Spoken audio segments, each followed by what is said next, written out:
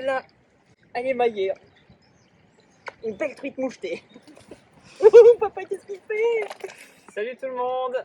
Salut tout le monde! Bon, aujourd'hui, là, on n'est pas encore le jour J. Il nous reste quelques jours à patienter avant de rejoindre les bords de cette magnifique rivière, donc, qui est la Touvre. Donc, on va faire l'ouverture ici dans quelques jours. On a très hâte d'être donc le week-end prochain déjà pour faire l'ouverture de la truite sur la Touvre. On le fait régulièrement sur cette rivière. C'est une résurgence. C'est une rivière avec 4 sources. C'est avec 4 résurgences du coup, et c'est une des plus grandes résurgences de France. Ouais. Même Elle si mesure 12 km. Ouais, même si son cours est pas très long, c'est une des plus grosses en termes de débit surtout. Donc on a un peu l'habitude de la pêcher sur les autres années. Ce sont souvent des truites fario. C'est quasiment que ça en fait. S'il y a des arcs-en-ciel, c'est que c'est des évadés. c'est ça. C'est que c'est des évadés des piscicultures qu'il y a sur la rivière. Mais c'est principalement des truites fario, et leur petit nom local, ça s'appelle des grassettes. Donc de par leur morphologie et leur robe bien spécifique. Du coup, c'est une rivière qui est un peu particulière du fait que ce soit une résurgence. La température de l'eau a subi pas de grosses variations tout au long de l'année. Ça veut dire que l'eau va être assez régulière en termes de température. Donc, ce qui fait que des fois en début de saison, comme là au mois de mars, il peut arriver qu'il y ait encore quelques poissons qui soient sur des frayères ou en train de frayer. Alors une frayère, ça s'identifie très facilement. Moi je vous conseille de ne pas pêcher et déranger les poissons qui sont dessus. Il y a suffisamment de poissons ailleurs pour s'amuser et qui ont eux fini de frayer, parce que en fait la part des poissons qui restent encore en frais, c'est une minorité des poissons, et en plus de ça les fraie tardives sont pas forcément très bonnes en termes d'efficacité. Et l'autre particularité de cette rivière, c'est qu'elle a énormément souffert il y a quelques années d'une maladie qui s'appelle la saproniellose. Voilà, que vous avez pu voir certainement sur des vidéos là, récentes, notamment de la Loue qui était filmée par Bastock. La Touvre a été aussi vachement impactée par cette maladie-là il y a quelques années. Donc là, elles arrivent. Il y a beaucoup de gros sujets qui ont malheureusement disparu avec cette maladie. Mais aujourd'hui, la maladie, on commence à moins la voir. On voit même des poissons qui ont survécu à cette maladie, qui ont des cicatrices noires. C'est comme ça qu'on arrive à les voir. Donc c'était plutôt une bonne chose de voir des poissons qui commencent à guérir. Mais bon, il y a l'autre phénomène. Il y avait aussi un très gros recrutement avec des poissons de taille en nombre. Mais bon, eux, ils ont eu une grosse problématique. C'est la problématique des cormorans qui est venue les éradiquer dans l'hiver 2023-2024. Oui, c'est ça. C'est ça. Et donc de ce qu'on entend, ça pourrait être exactement la même chose cet hiver. Donc bon, on va voir ce que ça donne. En tout cas, nous, c'est toujours un plaisir de pêcher cette rivière, même si les touches peuvent être rares ou la rivière peut être compliquée selon les années. Mais en tout cas, c'est un réel plaisir d'être au bord de l'eau et de vivre l'ouverture de la truite sur la Touvre, parce que ça reste quand même des super endroits. Un événement sympa où on retrouve aussi les copains et tout au bord de l'eau. Et toi, ça va être ta première ouverture? Hein? Oh oui. Bon, on passe au leurre? Allez, on passe au matos. Bon, moi, je vais vous présenter un peu les quelques poissons nageurs qui ont bien fonctionné l'an dernier en tout début de saison, pendant qu'Amandine profite des câlins. Donc la Touvre, il faut savoir que c'est une rivière qui n'a pas un débit très puissant et qui n'a pas de grosse profondeur, donc il n'y a pas forcément besoin d'avoir beaucoup d'extra sinking dans sa boîte. Et moi, dans les leurres qu'on vient tourner l'année dernière, donc il y avait le petit Ryoki 50 en suspending. Bien évidemment, j'en ai quelques-uns aussi des Ryoki en sinking. Après, un leurre qui est bien régulier depuis 2 ans là, d'un crafter, qui a une densité vraiment slow sinking, donc que je trouve vraiment bien adapté pour la Touvre. Donc c'est l'heure de Guillaume Smut. Voilà. Tac. Et après, mon petit coup de cœur l'an dernier, ça a été pour le petit buffet jointed. Donc là, c'est un petit leurre dur articulé avec une densité slow sinking aussi. Et ça a vraiment été très efficace, notamment le petit coloris un peu gris en truitelle. Ouais. Voilà. Moi, l'année dernière, j'ai pas trop pêché au au poisson au nageur. poisson nageur, mais cette année je veux m'y mettre. J'ai trouvé une petite nouveauté. Allez, vas-y, parle-nous-en. Alors, Je range mes affaires comme ça en attendant. les nouveautés de cette année, ce sont des Yasuke de chez Morpho. Hop. Donc, qui viennent juste d'arriver dans les boîtes. Hein. Donc, là, va falloir que tu changes l'armement parce que pour ici, c'est pas réglementaire. Tout à fait. Ici, la réglementation nous oblige à pêcher en hameçon simple sans ardillon, parce que c'est un secteur qui est énormément protégé pour préserver les truites. Et donc, il faut absolument respecter forcément la réglementation en vigueur. Donc, je pense que je vais mettre des assistes sur les... Ouais, attends, j'étais en train de te les chercher dans le fond de mon sac à dos. Mais je crois que je les ai déjà. Hein. Tu me les as piquées? Ouais, elles sont là. Donc, je vais mettre, hop, des assistes. Donc, voilà. Donc, les Yasuke, donc, ils sont atterris dans les boîtes. Donc, j'en ai pris un de... Bah là, t'as toutes les couleurs. Je crois, ouais. Après, il y a des nouveautés qui vont sortir encore. Donc, voilà. Et donc, je vais les équiper avec des assistes de BKK, donc, qui sont déjà sans ardillon. Donc, parfait pour ici. Donc là, je mets du taille 4 pour être en accord avec la taille du poisson nageur. Voilà.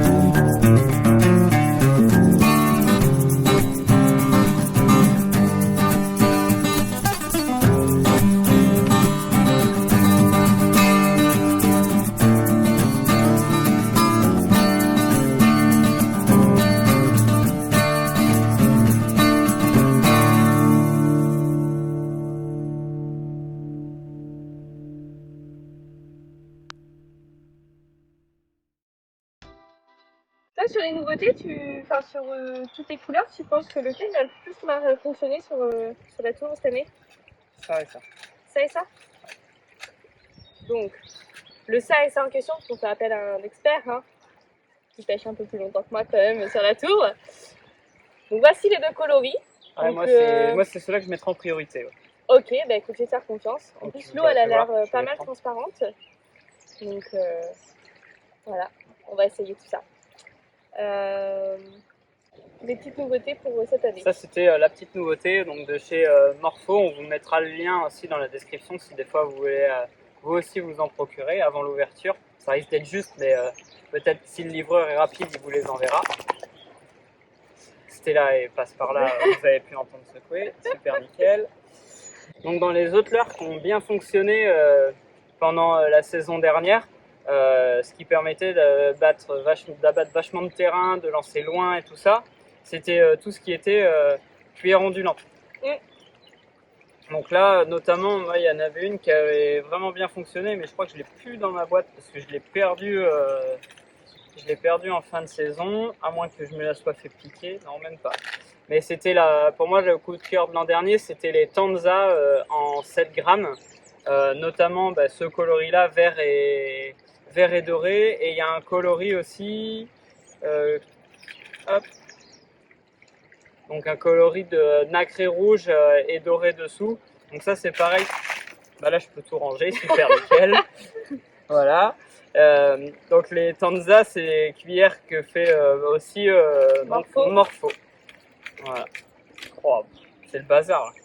Et du coup, dans les Tanza là, cette année, donc Morpho a sorti une nouveauté. Ouais. Donc là, c'est une Tanza, mais cette fois-ci en 9 grammes. Donc il y a des couleurs qui sont vraiment super jolies là. Je sais plus laquelle c'était, je crois que c'est celle-ci là. Ah ouais, une celle-ci elle est là, très belle. avec un dessous un peu noir brillant. Franchement, il a fait des couleurs vraiment splendides et j'ai vraiment hâte de les mettre dans l'eau et d'essayer de prendre des truites avec. Et moi l'année dernière, j'ai énormément pêché à la Tanza, enfin à l'ondulante en général. Et j'avais fait. Enfin, c'était plus facile pour moi de pêcher avec. Comme vous savez, je pêche depuis moins longtemps que Baptiste. Et animer un poisson nageur quand il y a un peu de courant, ça peut être parfois compliqué quand on débute sur la pêche de la truite. Et en fait, le fait de pêcher à l'ondulante, déjà, ça nous permet de lancer plus facilement loin, surtout quand il y a du vent. Et c'est très facile d'animer une cuillère ondulante. Donc c'est vrai que par facilité, j'ai utilisé les ondulantes et ça a quand même plutôt Ça a bien payé, fonctionné. Ouais. Ouais, puis la grande force de l'ondulante, c'est qu'on peut l'animer de plusieurs façons. On peut faire vraiment soit du linéaire, soit l'animer un peu en dents de scie à la canne. Il y a plusieurs possibilités en fonction des veines d'eau qu'on attaque. Donc c'est l'avantage. Et puis ça pêche dès son contact dans l'eau. Ouais. Bon, après, l'autre grande famille qu'il y a, mais qu'on utilise très peu, mais qui est un incontournable pour la truite, c'est tout ce qui est cuillère tournante. Je crois que tu en as toi, quelques-unes dans ta boîte. Moi, j'en ai quelques-unes aussi. J'avoue que quand ça fait un petit peu de temps que c'est les cuillères ondulantes classiques, hein. Non, tournantes classiques, pardon. Et c'est vrai que quand c'est un peu compliqué, que j'arrive pas à avoir de touche pendant un petit moment, j'aime bien les mettre, ça varie un petit peu en fonction de la zone où on est. Et ça a une action un peu différente. Donc parfois c'est pareil, ça permet de déclencher des poissons qui ont déjà été sollicités plusieurs fois pendant l'ouverture. Et ça permet de déclencher quelques touches supplémentaires. Et après, c'est vrai que c'est pas un truc qu'on utilise trop sur la touve, mais quand on va un peu en montagne ou dans le Limousin sur des petits cours d'eau, c'est quelque chose qu'on utilise à 95% du temps sur des tout petits cours d'eau. Et donc les derniers leurres qu'on utilise pour pêcher la truite, c'est évidemment les leurres souples. Surtout on aime bien tout ce qui est un peu insectes, écrevisses, des petites écrevisses, voilà. Ça peut être aussi du shad. Donc on va vous montrer un petit peu ce qu'on utilise dans cette famille-là. Déjà au niveau des grammages de tête plombée, on n'utilise que des têtes plombées BKK. Oui. Pour plein de particularités. Déjà la première, c'est que c'est des têtes plombées, on a remarqué qu'elles s'accrochaient bien moins que des formes rondes classiques. Oui, et l'autre particularité, c'est que vous avez les grammages qui sont notés dessus. Hop. Donc voilà. Quelque chose, t'as pris la même que moi. 2,5 et il y a la taille aussi de la taille d'hameçon, ce qui fait que dans la boîte, bon après vous pouvez avoir une belle boîte bien rangée comme ça, mais bon ça prend du temps, je vous avoue que là c'est vraiment le tout début de saison. En fin de saison elle n'est pas rangée pareil, hein. C'est un peu plus le bazar. Mais disons que non, mais pour trêve de plaisanterie, c'est surtout que dans la boîte, si vous les mélangez, vous avez toujours l'agrammage, la taille d'hameçon de marqué dessus, ce qui va vous permettre de vraiment vous y retrouver très vite et de pouvoir passer d'un grammage à l'autre. Alors au niveau des grammages, il n'y a pas besoin de s'étendre, hein. 1,4 g, 1,8 g, 2,5 g, ça fait face aux 3 quarts, enfin même plus que les 3 quarts des situations de pêche, à toutes les situations de pêche qu'on rencontre ici. Alors bien faire attention quand même en pêchant en tête plombée, parce que les BKK Punch ne sont pas sans ardillon. Donc pensez à bien écraser votre ardillon. Je vais la remettre au bon endroit, comme ça ma boîte sera toujours bien rangée pour l'ouverture. Bon, ça c'est fait. Si on utilise aussi quelques micro-jigs. Ouais, mais très peu. Hein. Très peu. Mais très peu, parce qu'on a trouvé une parade aussi pour les micro-jigs. C'est de pouvoir pêcher justement avec ces petites choses-là. Ah oui, c'est vrai. Les Little Spider, en fait, c'est une sorte de petite écrevisse. Là. Ça fait un double grub à l'arrière.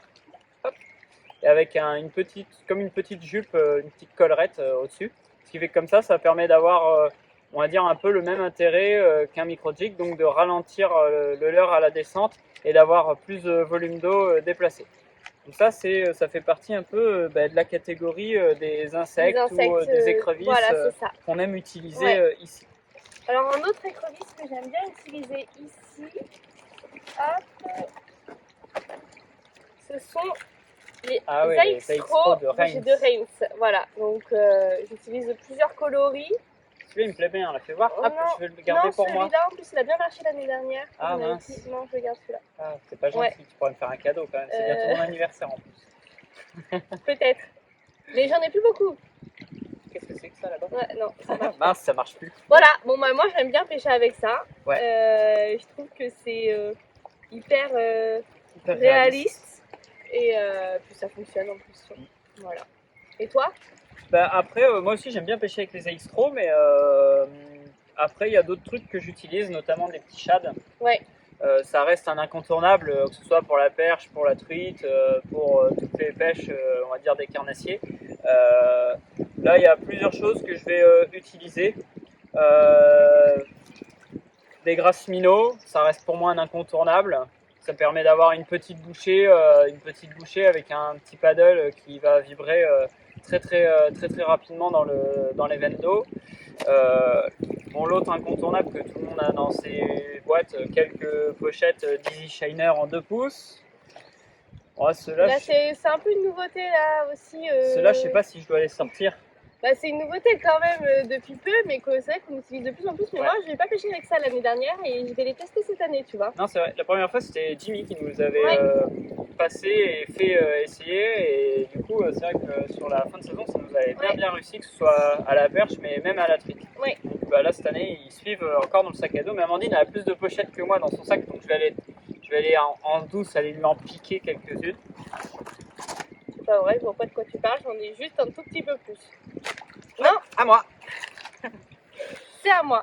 Et Mais oui. Et moi, je crois beaucoup à un coloris particulier. Je sais pas ouais, parce qu'on n'a pas trop parlé mais des je coloris crois que sur les tu leurres l'as souples. pas. Ouais, Ah, exactement, je l'ai pas. voilà, tu C'est l'as pas. exactement celui-là que je pensais. Celui-ci, qui est marron foncé au-dessus et un peu transparent en dessous, je trouve qu'il est hyper naturel Il est magnifique. par rapport à la rivière. Et je pense que Ouais, celui-là, je c'est vais te sûr. battre avec ça. Bah écoute, je te le souhaite.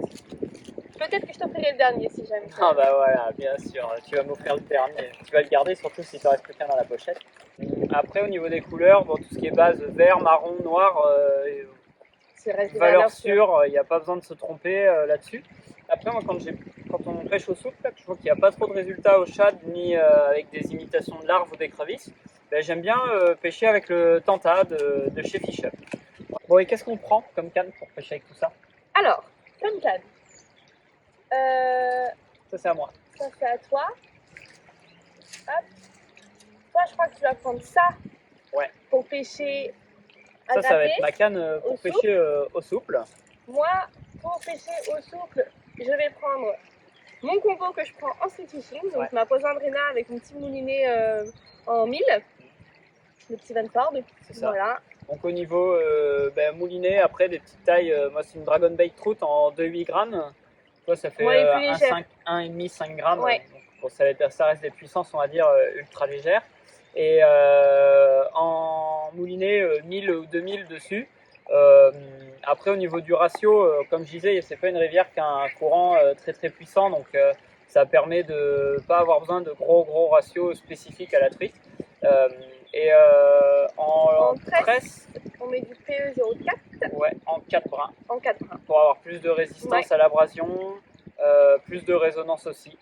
Les distances de lancer sont pas diminuées en 4 brins par rapport à une 8 brins, sauf que la 4 brins ça fait moins de perruque en plus. Voilà. Et au bout de la tresse, on met un bas de ligne en 16 centièmes. Ah oui, sur ces cannes-là, ouais. Pour être assez discret. Et après, pour tout ce qui est cuillère ondulante, poisson nageur. Et donc, cuillère ondulante, poisson nageur, on est resté dans la gamme Morpho. Hein. Ouais, c'est ça. Là, c'est la Papalona en 2,10 m en ml. Donc, c'est une canne qui fait de 3,14 en puissance. Donc, pour couvrir tous les grammages de cuillère ondulante et de poisson nageur qu'on a besoin d'utiliser sur la touvre, ça nous convient parfaitement. Et dessus, là, on a mis un moulinet en taille 2500. Et en tresse, là on est monté un petit peu, on a pris une 4 brins toujours, mais en peu 0,6 cette fois-ci. Et là pour tout ce qui est pêche à l'ondulante et au poisson nageur, 20 centièmes en fluoro, c'est juste parfait. Après, pour pouvoir changer facilement d'une cuillère ondulante à un poisson nageur ou d'une cuillère ondulante verte à une cuillère ondulante rouge ou d'autres couleurs, on utilise des petites agrafes. Donc là c'est les Snap 51 de BKK en 000. Elles ne s'ouvrent pas, elles sont très discrètes, elles sont très faciles à mettre. Il y en a beaucoup dans la pochette en plus, donc ça permet d'en avoir suffisamment pour son week-end d'ouverture. Oui, et pour les leurres souples, bien évidemment, on fait un nœud directement sur la tête plombée.